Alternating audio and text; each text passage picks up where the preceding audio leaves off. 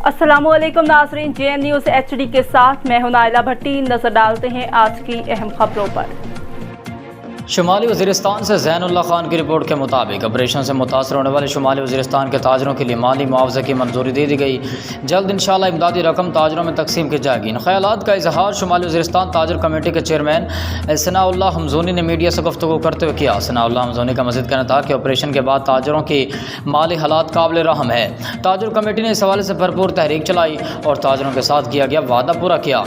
Committee मेंबरान ने पिशावर में सूबाई इंतजामिया के साथ काफ़ी अरसे से मुज़ाकराती सिलसिला जारी रखा था।